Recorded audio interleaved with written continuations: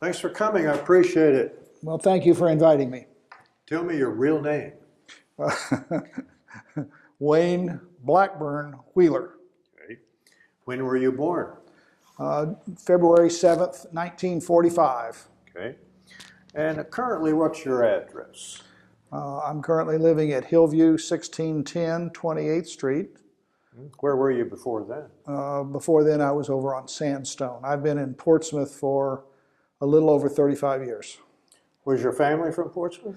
No, they were not. I was really raised in Berea, Kentucky, and then moved to the Chicago area and went to high school in Chicago, went to the University of Illinois. I came to Portsmouth after residency training in medicine because I needed a job and they needed a doctor. Good fit. It fit very well. Tell me your parents' names, father and mother names. My father was named Norman Wheeler. He went by Norman C. Wheeler because the flourish of the recorder when she recorded his birth certificate looked like it was a C. And so when he went into the Army in 1942, during World War II, they insisted that he put a C in his name. So he never put a period behind it. He always said Norman C. with no period Wheeler. Okay. Mother's name was Emma Rose Blackburn, and she was from the Berea area. They met at Berea College. Okay. The library likes for us to get a little family tree That's if we fine. can. So your father's parents' names, you know them? Yeah, I do. My grandfather Wheeler was K. Wheeler. He's from Louisa, Kentucky. And in fact, that's part of the reason I ended up in Portsmouth, because I looked for a place specifically in the Appalachian region because of the family heritage. My dad had been a doctor in Berea, and I felt that I wanted to return to the Appalachian region. His mother's name was Ari Ethel Wheeler. She was, I believe, a Boggs maiden name, but she died before I was born. Did you meet your grandfather? Oh yes, visited with him in the mountains several times. He was really from Blaine, Kentucky, which is a little switchback just outside of Louisa. Louisa? Well, if you say Louisa, we know you're Nobody not knows from where there. that is. What was his occupation? He was a farmer. He had 83 acres, more or less. He raised pigs and corn, and he had a cow for milk. And he raised a family of 6 children on that farm. Did he remarry? Well, it's sort of the mountain tradition. When Ari Ethel was ill, he had a woman come and help take care of her named Ethel. And after Ari Ethel died, she had no place to go. She was a widow lady, so he married her. And then she got sick with diabetes, and a lady by the name of Monty came in and took care of her during her declining years. And after she died, there was no place for Monty to go, and she had no retirement or any benefits. So he married her. Sounds like the reasonable thing to do. She outlived him. Would you happen to know his parents' names? How far back can you go genealogy-wise? There are folks in my relations of mine, cousins, who can go way back. I cannot. I get back to K, and then it gets a little muddy. How about your mother? What was her maiden name? She was a Blackburn. Blackburn, wasn't it? What are her parents' names? Her father was William Blackburn, and he was in charge of maintenance and grounds at Berea College. He ran a steam-powered electrical generation plant there in Berea for many years, serving the university or serving the college. And his wife's name was Ruth Dickerson Blackburn, and they had a family of 6. And they lived in Berea there for my mother's growing up. Did you ever meet them? Oh yes, my grandfather was very important in my life. My father went back to Berea in 1950 when I was 5 years old, and he was a country doctor. which meant he only worked 16 hours a day, 7 days a week. Right. And so my grandfather and I were very close. Lots of projects. I would go over to the steam plant and go in and all over Berea College. And he raised a big garden during the Depression and helped all of his relatives get through the Depression. How far can you go back on them? About that far. Okay. So Eventually, on my grandmother Blackburn's side, we get back to a Revolutionary War soldier whose name I forget, but we're related to John Adams and John Quincy Adams through long somebody history. has that genealogy then. I'm Somebody sure. in your family? Oh, well, my grandmother was in the DAR and my mother was in the DAR. Uh-huh. So yes, they've gone back on that genealogy a long way. But I've never had much interest in going much beyond that. Did you have any brothers and sisters? I have a brother, K. William Wheeler, who also served in the Air Force and he was at Da Nang during the Vietnam War. And my sister is Margaret Elise Wheeler, and she was a PhD in laboratory science and taught in a pharmacy school in New York for many years and is now living in Georgia. So she's still living? Is your brother still living? He is still living and is just in the process of moving back to Berea.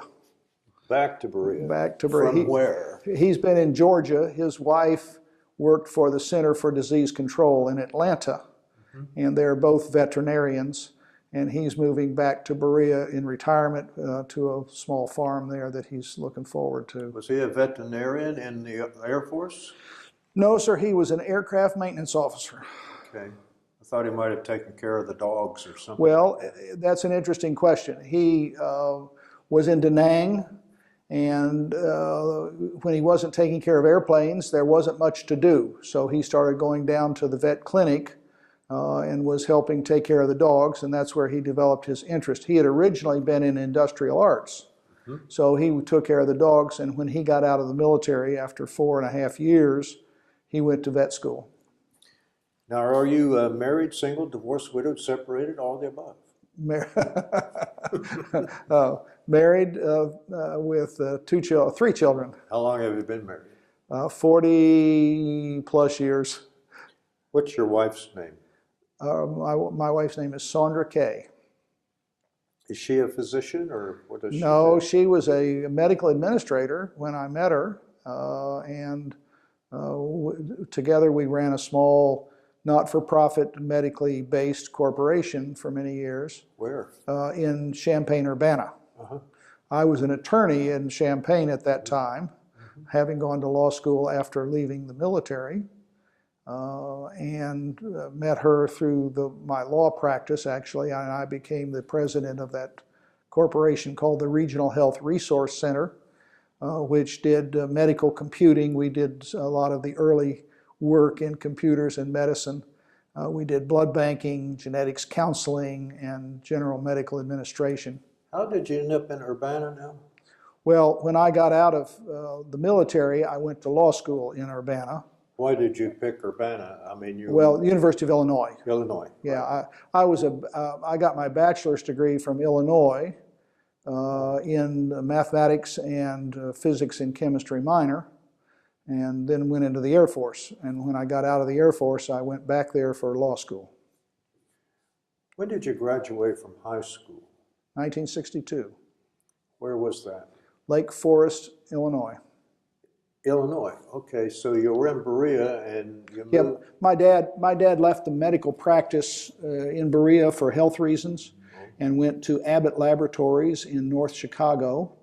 We lived in Lake Bluff, and he was director of clinical evaluations.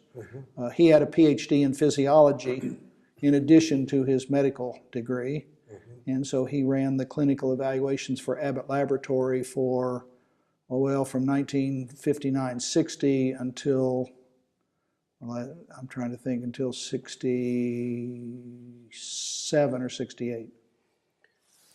So you graduated from high school in 62. What did you do right after graduation from high school? Went to the university. Did you have any summer jobs in high school or anything? I worked for an actuarial company for a while. Ashland Oil? No, an actuarial company. Actuarial. There was an actuary in that area, and I got hired to. In those days, we had very limited computers, and so we used a 10-column adding machine, which you played sort of like a piano, adding up all of the numbers for actuarial science. And I was just a general gopher and added things up and so on.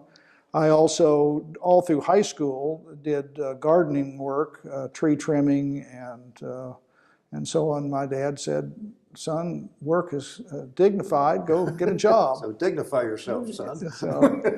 But every summer I worked in landscaping and gardening.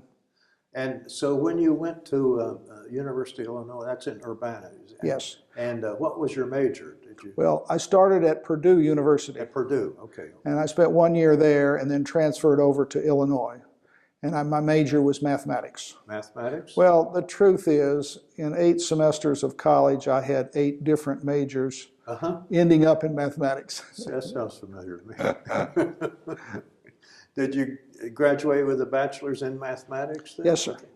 It would have been in computer science, but in those days, most of the universities did not have degrees in computer science. I took a lot of electrical engineering courses which were combined with math courses in computers. I worked on the 7094 computer, which was the IBM's contribution to the Apollo program. I was an operator of the computer, and what we now do in a minute and a half would take about 10 to 12 hours back in those days. And you were that guy. And I was that guy keeping it running, trying not to fall asleep at night. Were you an ROTC or what? I was. University of Illinois and Purdue both are land grant universities. And in those days, it's now no longer required, but in those days you had to do at least 2 years of ROTC if you were a male student at the university. And after my first 2 years, I rather liked it, so I stayed on for 2 more. In the Air Force? In the Air Force ROTC. And normally out of the Air Force ROTC, you received a reserve commission. I got a regular commission because in 1962 I was the designated Air Force Distinguished Military Graduate. So you got a regular commission into the regular military. Yeah, second lieutenant, shave tail. Where did you go for your basic officers training? Well, ROTC served as the basic officers training if you'd done 4 years. After Illinois, they sent me to Texas A&M University, and I studied meteorology for a year, courtesy of Uncle Sam. How long were you in the Air Force? 5 years. Were you married then? Yes, I was. So you met at Urbana, you met at the University of Illinois, you and your wife. We did meet there, but my present wife, we met there after I was out of law school. Okay. So you went into the Air Force. When did you, and then after the Air Force, you went to law school? Yes, sir. How long were you in the Air Force? 5 years. 5 years. And first of all, your first post, I guess you could say, was Texas A&M College. Yes, sir. Schooling in meteorology. Meteorology. Then what happened? From there, I was assigned to Fort Leonard Wood, Missouri, which is an Army base, because the Air Force provides all of the weather support for the Army. The Navy has their own weather guys, but the Air Force has weather services for the Air Force and the Army. And I was assigned to the flying detachment there. They had some small airplanes, and I learned there to do maps and draw the weather. We did all that by hand. We had some NCOs who were excellent at taking teletype weather observations and plotting them on the map. And then the map would be about the size of this table, and they would give them to the meteorologist, who would then draw in the fronts and so on and make our forecast. We had to brief the pilots on the weather that they would encounter in their travels. They had to fill out what was called a DD Form 175-1, The 175 is the flight plan, and then the -1 says I've talked to the weather guy and I'm not going to get in trouble. Okay. So I did that for a little over a year. And so you were at Fort Leonard Wood for about a year? Yes, sir. And then what happened? Then I volunteered to join the Special Operations Weather Team, which was initially stationed at England Air Force Base in Louisiana. And I went to jump school at Fort Benning. With the Army? With the Army. It was quite an experience. Did you get your paratroopers I thing? did get my wings, and I made several jumps during my military career. Why did you do that? I was a risk taker. Okay. It was interesting. I'd obviously been in airplanes before, but many of the people at jump school who volunteered to go to jump school had never been in an airplane. And so they were pretty green. Well, that was interesting. But I got through jump school, and then the detachment to the weather unit that I was assigned to got transferred to Hurlbut Field in Florida. Where is that? That's Eglin Air Force Base outside of Fort Walton Beach. And we were at, it's called Eglin Auxiliary 9 or Hurlbut Field. And the Special Operations Force was stationed there flying World War II vintage planes, OV-10s, some C-123s, Jet Assist 123s, and so on. And we trained out of that field. Were you a first lieutenant by that time? Well, actually, just after I got to Hurlbut, I was promoted to captain. I made captain in 3 years. Well, this is a first lieutenant picture, isn't Yes, sir. That's right after jump school. Can we get a picture of that killer? Right up there. There you are, after jump school. Oh, there's your wings and everything. Yes, sir. Yeah. You'll notice the bush hat. That was we adopted that. Our unit did that because we were Special Forces, Special Operations Force. I always thought that was kind of a silly hat. What do you think? Yeah, well, but we bloused our boots. We didn't wear them down over our jump boots, and we wore jump boots with our Class A's and so on. We were part of Tactical Air Command. We're getting up to around Vietnam time now. Close. Well, Vietnam actually was already in process. This was in '66 is when I graduated from college, and so we're up to about '68. And our unit was responsible for a special mission in Southeast Asia, and we trained to be ready to go and do that service. When did you go? I went in 1970-71. I went over on July the 1st of '70 and stayed until June 30th of '71. Did you come home for leave anytime? We did have a brief R&R in Hawaii. We got 1 week off of service.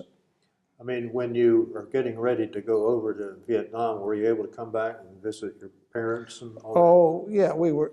The year before I went to Vietnam or to Southeast Asia, I was on temporary duty all around the United States at various training locations, about 260 to 300 days that year. But yes, we got to visit with family and so on. We got some leave. What did your mom and dad think about you being in the military? Well, as I mentioned earlier, my dad had been captain in the Army during World War II. He was involved in the group that developed sea rations. Because he was a PhD physiology, they worked hard, mostly in Little Rock, Arkansas. He did not get out of the United States. I don't know that they ever expressed themselves, but they never in any way was negative about my being in the military. My brother went in after I did. He's 3 years older, but he was involved in school and so on. And when I got my orders to Southeast Asia, he got his a few months later, and he could have deferred his deployment until I got back under the sole surviving heir, but chose not to. So for at least 6 of the months that I was over there, he was also on the other side of the Annam Mountains, serving in Da Nang. And I guess my mother was really suffering because she had 2 sons in the war zone. Did you ever see him over there? Were you ever No. able to visit? No. Where were you? When did you arrive in country in Vietnam? Well, as I recall, I arrived in the first part of very early July in Bangkok, and then I went up to Udorn, which was an Air Force base. The 713th Air Force was assigned there, and we had fast movers that would fly from there into North Vietnam and into the South as needed. And then my actual assignment was attached to the embassy in Laos. For many years that was classified, but it's been so long now nobody cares. Nope. And I was responsible for a network of weather observation sites throughout Laos. Now, most of Laos was held by the enemy. So we would have the mountaintops and they had the valleys. Okay. That sounds like a better place to be, on the mountaintops. Well, yes, you much prefer there, but we flew there in small single-engine aircraft. And of course, the flying area for those was about 5,000 feet. Oh. And an AK-47 can hit a plane at 5,000 feet. Did you fly out of Oakland or San Francisco? Where to? San Francisco initially. Commercial jet, packed, it was sardines. And I flew to Hawaii, and I was briefed there by the Pacific commander on what he expected me to do, and then on over to Thailand. Packed with soldiers? Oh, yes. Oh, yes, it was a military privates. flight. Every walk and description. What was the mood like on that plane? I would say anticipation, maybe some fear. There was nothing negative as far as I was concerned. It was just, we didn't know where we were going or what we were going to get into. One of the most vivid memories I have as they opened the door in Bangkok was the overwhelming smell, both good and bad. I mean, it hit you like a wall. It was just very intense, pungent. How long were you in Laos? About a year. You were there about a year? About a year. How would you describe that experience? It sounds interesting in a way. Well, it was. I was in civilian clothes the entire time. I had full access to what is called the Continental Air Service, which was a CIA-operated airline, and to Air America, which many people know. They don't know much about Continental Air Service, and was responsible for visiting my various weather sites. I had 2 very qualified NCOs working with me, and that was the team of 3. And we trained indigenous population to take the weather observation and to radio them into a central location. And then we summarized them and sent them on over to Vietnam so that the fast movers would know the jet planes would know what weather was due in North Vietnam. When you're training the indigenous people, how did that go? I mean, did they catch on? Oh yeah, we're taking people whose technology probably involved water buffalo and carts, and teaching them to make some very sophisticated weather observations. Visibility, ceilings, cloud cover, wind speed, temperature, and so on. But they were very eager to learn. I loved the people. They were wonderful people. Have you ever been back to Thailand? I have not. Wanted to go, but it just never has worked out. I've been too busy. When did you leave Vietnam? When you were over there, did your plane ever take any hits? There were holes in the wings occasionally and so on, but as far as I know personally, I'd have to say I don't know. I don't think so. We sat on our flak jacket just to make sure, because Sat on them. it's coming up, not coming down. That's all right. When did you leave Laos and Southeast Asia? As I recall, I left either June 29th or June 30th of 71. Did you fly out of Laos to Bangkok and then Bangkok Yeah. to where? Well, I had time in Udorn. My commanding officer was in Udorn in Thailand, and so we traveled back and forth between Vientiane, Laos, and Udorn, and then Savannah Ket, Pak Se, Ban Hui Sai, Luang Prabang, which was the royal capital, and then all the mountaintop areas with some frequency. It was I traveled a lot, and then from Udorn it was a flight down to Bangkok and then out. To where? Where'd you go? Well, we went from Bangkok over to I'm trying to remember, was it called Camp Alpha, I think, where I had to stage out of, over on the Vietnam side, and then we got on a commercial plane and flew home to San Francisco. Was that a straight flight? Non-stop. That's a long flight. It was very long and it's very cramped. And what was the mood on that plane? Relief. Glad to be going home. So when you get into San Francisco, did you have your uniform on? No, sir. I came back in civilian clothes. Civilian. The returning military was not very well treated, and it was not a hero's return. I was really most gratified to see that the return from Desert Storm and the Afghanistan area and so on, the soldiers are treated much better. During that time, there were lots of unrest in this country over the Vietnam War. When you got off the plane in San Francisco, you're getting off with other soldiers and military. They must have been uniformed. Some of them were. Yeah. Some of them weren't. Did you see any way that they were treated, or did they? No, we had just been warned that... You actually were warned. Oh, yes. We were briefed to expect that we might have some problems and to deal with them appropriately and so on. So now you're in San Francisco. Where do you go? I fly back to Chicago. Did you stay in San Francisco for any amount of time? Have a meal there or anything? No. Connected right from the airport and had to go through customs, of course, and then connected there at the airport and flew home. Did you bring back any souvenirs? I have two lovely ceramic elephants that were obtained for me in Vietnam and flown over to Thailand, and then I had them packaged up there and flew them home without a nick or a scratch on them. And I brought back some gold for the family. You know, gold was a commodity that you could get bracelets made of and earrings, some temple rubbings, things of that sort. Were you married at that time? I was. So you flew directly to Chicago.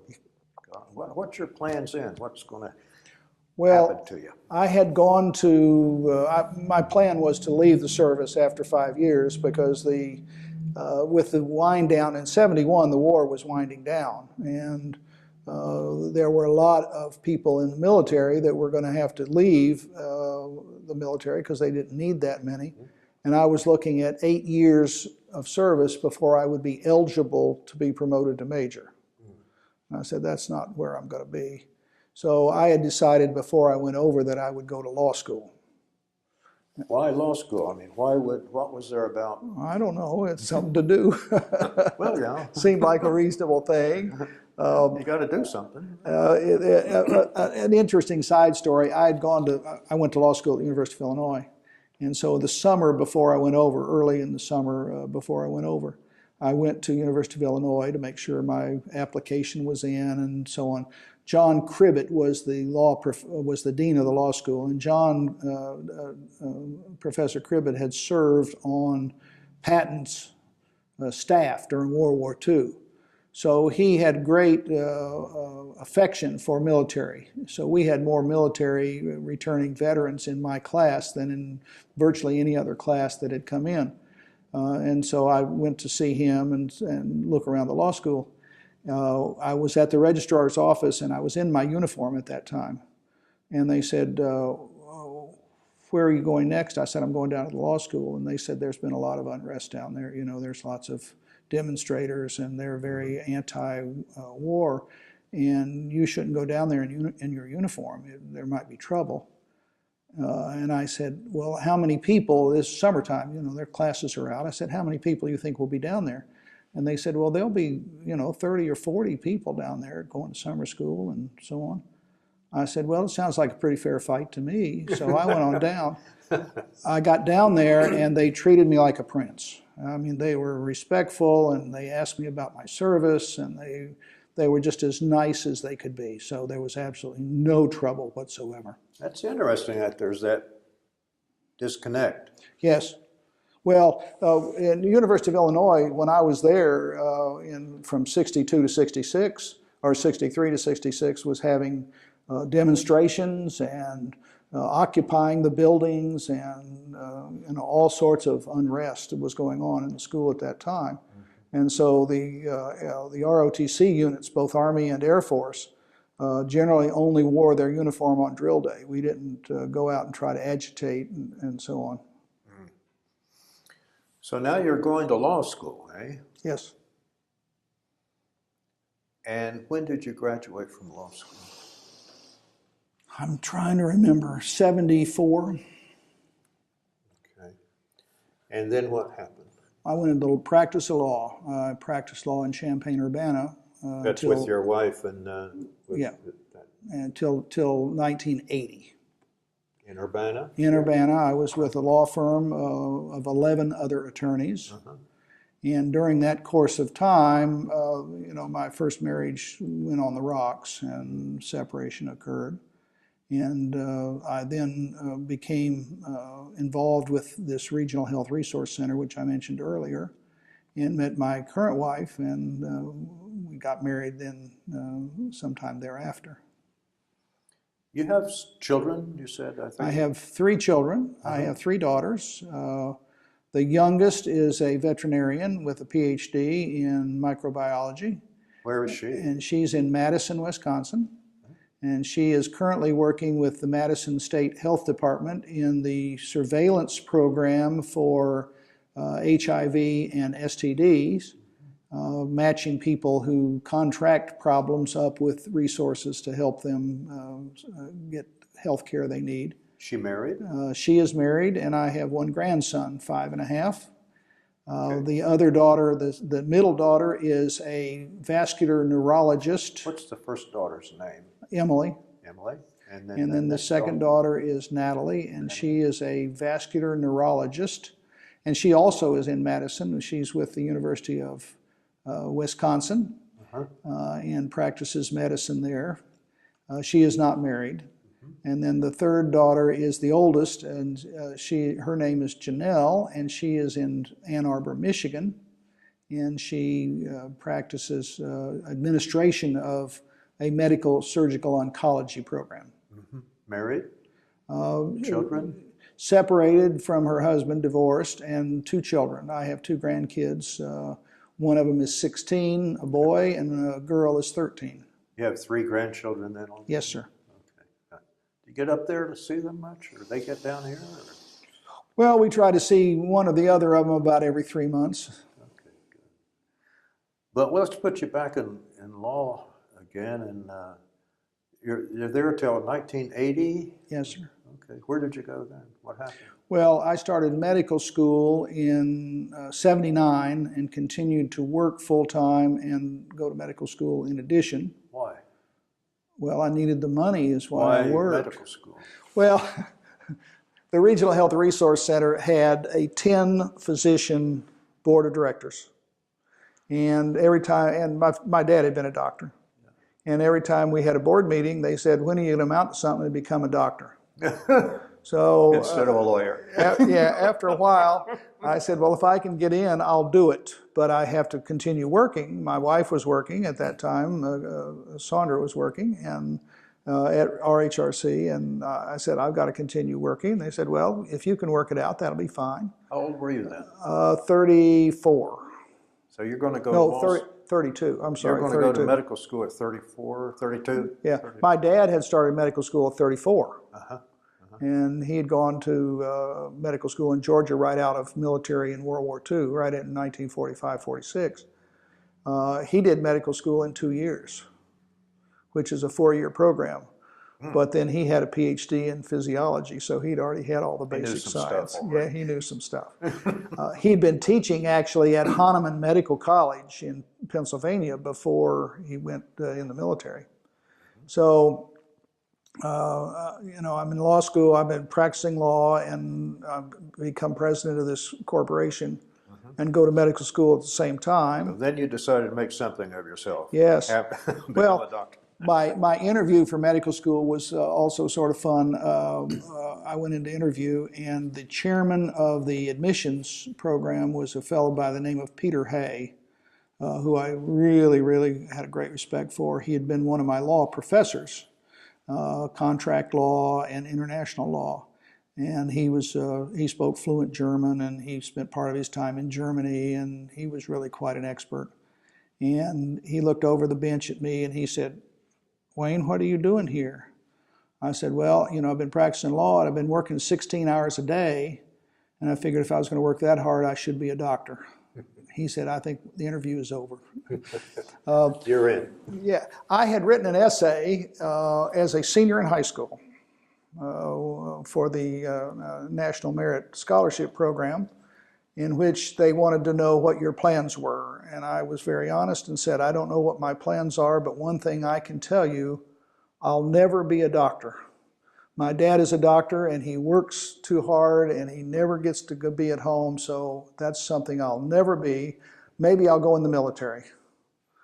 Well, half of that came true then. Well, Okay. Well, so how long did it, and where are you going to medical school? Was that? I went to University of Illinois also.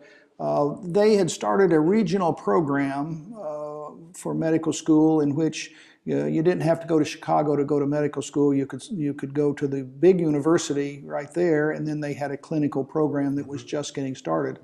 So in reality, I was the first graduate from the regional medical school in Champaign-Urbana for the University of Illinois. And then when did you graduate from medical school? 81, if I remember right. I did medical school in 3 years. The dean, when I went in and said, "I've got my paperwork, I'm ready to graduate," he said, "You can't be ready, you've only been here 3 years, and the law requires you to be here 4 years. I said, "Well, I practiced law for a while, and you know that." The dean knew that. I said, "The law actually says you have to have 36 months of training, and you interpret that as 4 9-month years. I've gone to school continuously, summertime and regular semesters, and I have 36 months of training, and here's the proof." So you won your case. So I won my case. And then I had to take a comprehensive 2-day exam in Chicago, and so on. Were you licensed in Illinois then, the medical?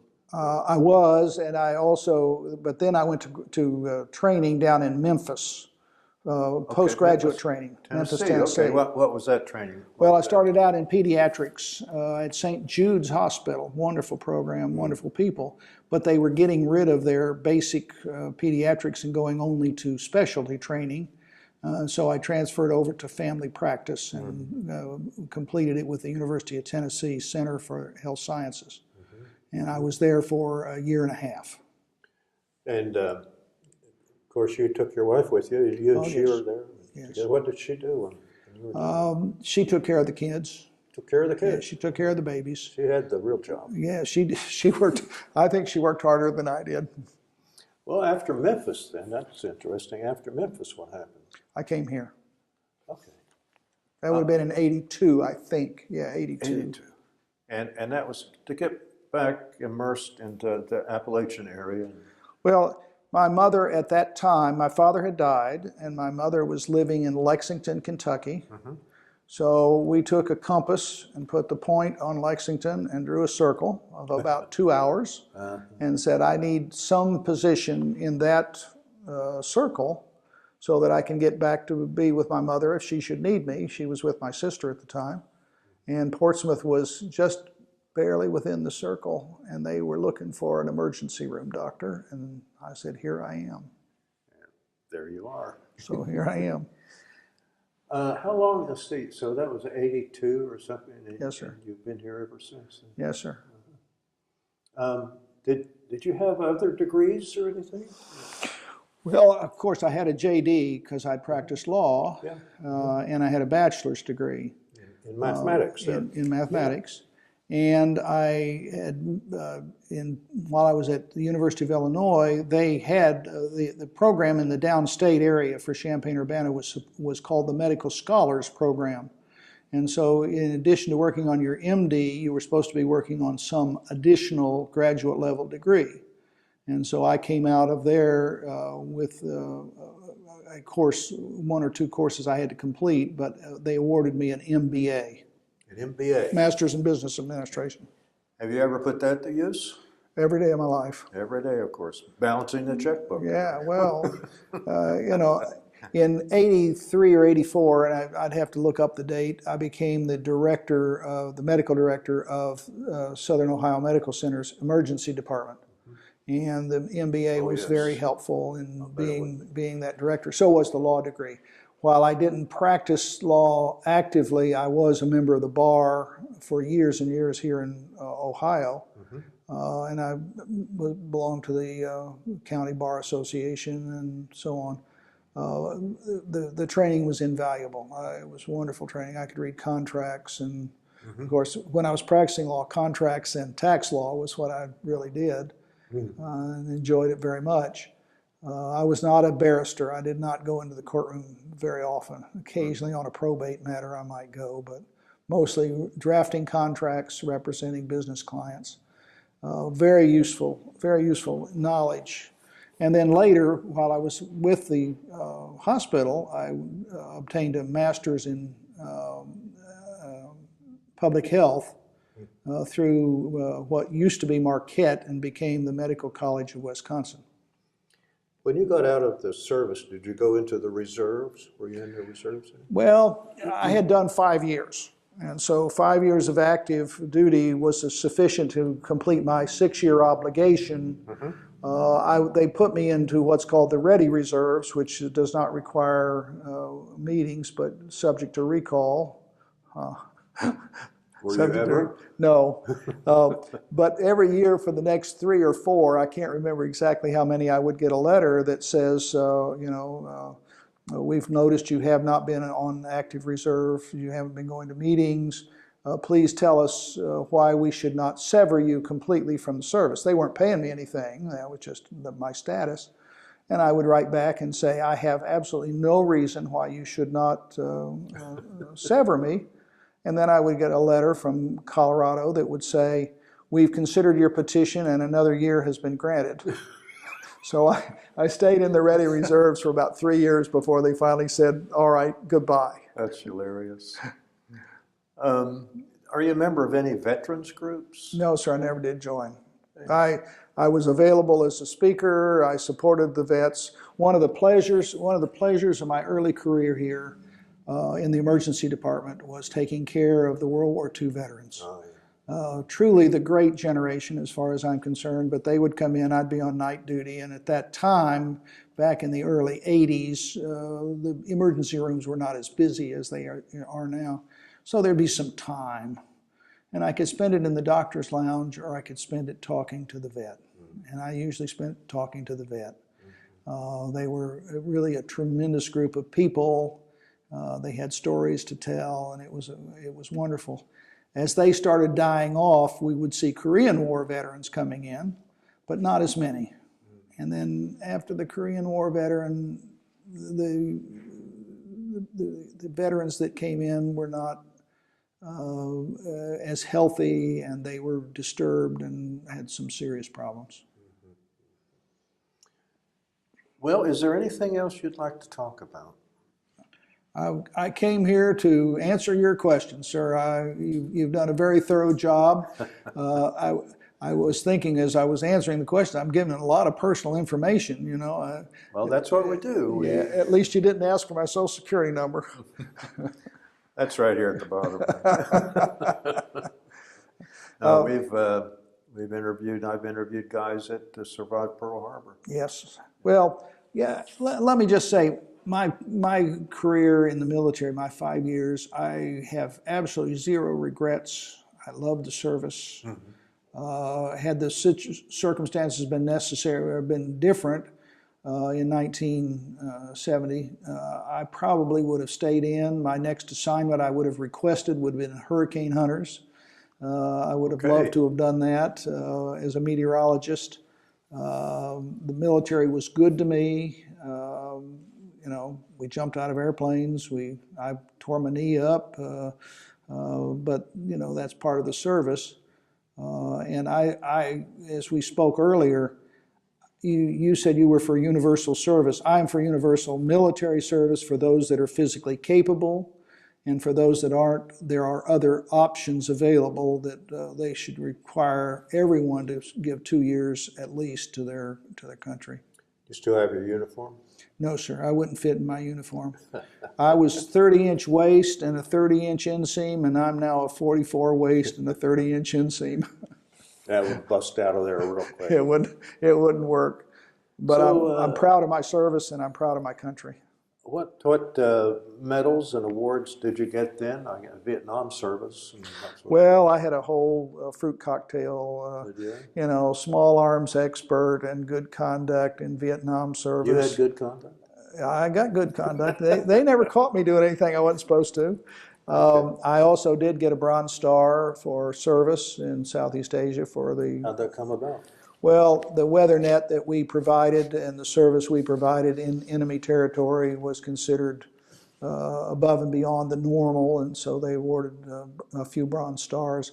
I also had an air medal with an oak leaf cluster because we flew over enemy territory where they could shoot at us. And so after, you know, we were supposed to turn in every flight, and after a certain number of flights, I said, this is silly, I'm not going to turn it in, so I stopped sending them in. You know, it's no big deal there.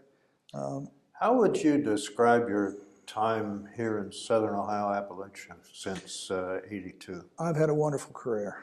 It's been a great place to raise my children. Are you retired now? I am, sir. Yes, sir. I am fully retired at this point. I serve as deputy coroner sometimes. Okay. But, Portsmouth has been wonderful for our family. It's been a safe place to raise my children. The community has been most gracious to me personally. Emergency medicine has been a great career. So I would say my time returning to Appalachia was the right choice. Well, if there's nothing else, then thank you very much. If you're satisfied, I'm satisfied. Well, we'll both think of something when we're finished and out the door, you know, so I appreciate you being here. Thank you.